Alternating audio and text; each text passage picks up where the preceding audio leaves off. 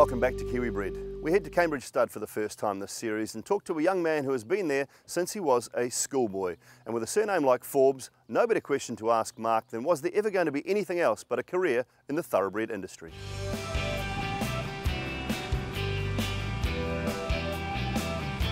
It was always pretty much what I was going to be involved in. Started riding ponies when I was about 3 years old and did all the A&P circuits up until 13 or 14 and went from there. When did you first arrive at Cambridge Stud and what age were you when you started working here? I was 13 and actually went over with Trelawney Stud to Sydney Sales, and my mother was working at Trelawney at this stage. And they said, oh, do you want to go do a day at Cambridge Stud over there? And I went over there and helped them at the sales and went from there. After that, I come back every holidays and worked at the stud then. So your day-to-day running of the colts here at the moment and the yearlings, I mean, yeah. What does that entail? We rely a lot on feed at Cambridge Stud. We're not like other places where they'll work the yearlings, lunging and all that type of stuff.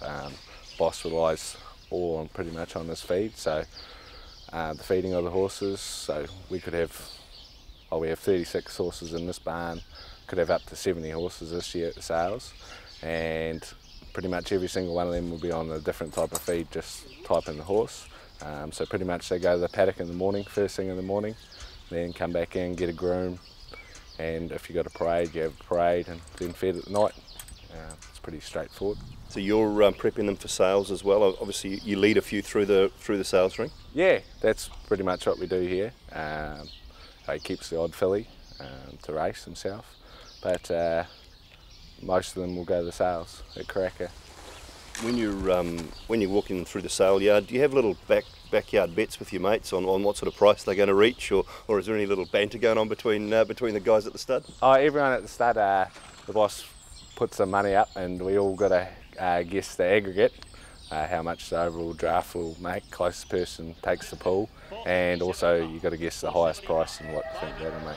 Do you get the choice of which ones you lead in? Because you'd know by breeding and by their type as to whether they might fetch a decent sort of amount? We all sort of split off into our own horses. Like everyone has 4 or 5 horses to groom throughout the year, and you stay on them ones. And you sort of, you know from day one which ones are going to fetch the big prices.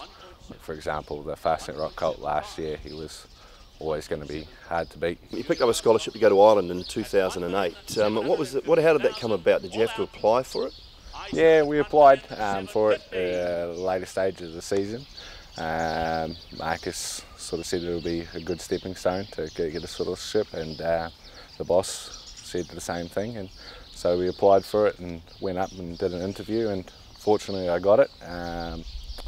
Went over to Ireland straight after the sales in 2008 and stayed over there for 6 months, and it was sort of, you had to do work in the day on the stud farm and then come back at night, and you had to do the study side as well, like examinations, procedures of all that and everything like that.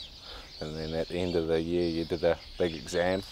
It was on practical and of the ridden side of it as well. How different in Ireland is the operation to how it is here at, say, Cambridge Stud? Completely different. All the horses every day would come into the box at nights and everything because of the weather. It's so wet and cold over there. All the mares are foaled in boxes, and yeah, it's completely different to over here. Good news for the industry, Mark, is that there's some great opportunities for young people to get these scholarships and to travel overseas. Yeah, well, there's the Irish National Stud Scholarship, which everyone from, nearly every year, one person gets selected from New Zealand. Then you got the Sunline Scholarship, which fortunately Dominic Corbin, he still works here. He did that around about the same time as I went overseas. It's great for young people to be able to travel like that overseas and learn the different ways how overseas do it. Because it's a real career in the industry. I mean, if you're not interested in anything outside of horse racing, I mean, you can come to the thoroughbred industry, you can get a job, you can have a career. It's not just a job for a few years, is it? No, like, and then you got Like you can do nominations, racing managers, there's jobs for any type of person, you know. If you're committed, you can get into anywhere sort of thing. Oh, you've been here since you were 13 years old. What's kept you here so long? What is it about Cambridge Stud that you love? Oh, well, pretty much you're working with the best of bloodstock. They're great people to work for. Obviously, Sir Patrick Hogan's been in the business for many, many years. The stud opened in 1976. He must be a great brain to pick for you if that's the direction you want to head in. Yes, he's magnificent. Like when he comes into the yearling barn, he can, as soon as he walks into the box, he can tell you what you're doing wrong or what you're doing right with it, and he's a great help to you. And he's always round the stud, and you don't get that often. Like with your bosses, they're always round and active, and he's a great boss to work with. Every day you learn something different. The horses are nearly exactly the same as humans, you know. Every single one's got a different attitude, and you always pick up different things with different horses.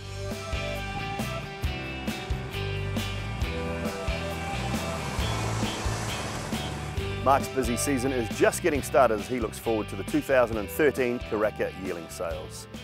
Time now for Kiwi Bred Abroad, and we head up to Asia and catch up with New Zealand Bloodstock's Mike Kneebone.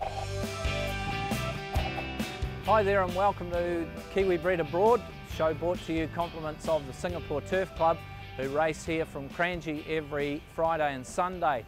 Well, this week we'll be catching up with a real Kiwi bred in Gus Clutterbuck. He trains for the Akau team here at Kranji, and we'll also be catching up with the ready-to-run graduate in Flying Fulton. And Flying Fulton continues to run on down the outside. Clint reaches a narrow lead here over Mauritia Trillipper. Flying Fulton powers home down the outside for Opie Boss, and Flying Fulton sprinted up the lead. Raffica comes on strong. Also Arawana.com, but Flying Fulton gets away a length over Raffica trying to come back, but a great run three wide throughout. Flying Fulton takes it out. So Gus, coming up 2 years since you've been in Singapore, big change from the South Island. How's the family settled in? You know, everything's fine. Yeah, it'll be 2 years in January that we've been here, and it's working out really good. Wife Karen, she's part of the employment here at Kranji as well, Gus. Yeah, Mark's got her in the office in the morning, and in the afternoon she works down at the village where we got 15 more horses down there. Yeah, so she's loving it, especially working with the horses still. As far as the stable goes this year, 11th on the premiership now, and really starting to hit the straps late in the season with some young horses coming through, but you'd be pretty happy with the way it's all gone, I guess, over the last 2 years. Very impressive. Yeah, the 2 years has gone real fast, but it's gone better than I ever thought it would. Like, I thought we'd be three or four years before we got going, because you're starting with new horses and you know how long it takes to bring them up, and I reckon the next couple of years are going to be really, really strong and really interesting. Your stable star is obviously Flying Fulton. He's a ready-to-run graduate from the Karaka sales. He's really been a find, hasn't he, since he arrived? Yeah, he's just come up here and he's just amazed. Everybody's just improved, and he loves the poly track, and he's won 960,000 now.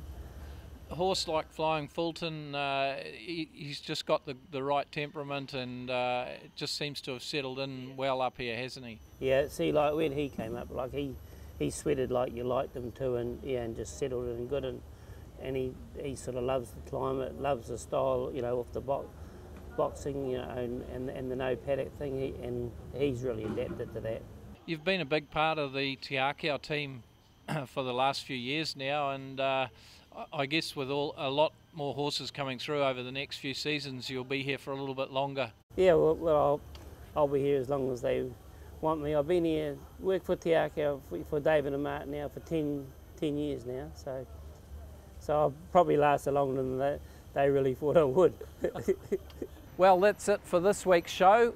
On behalf of the Singapore Turf Club, we'll see you next time.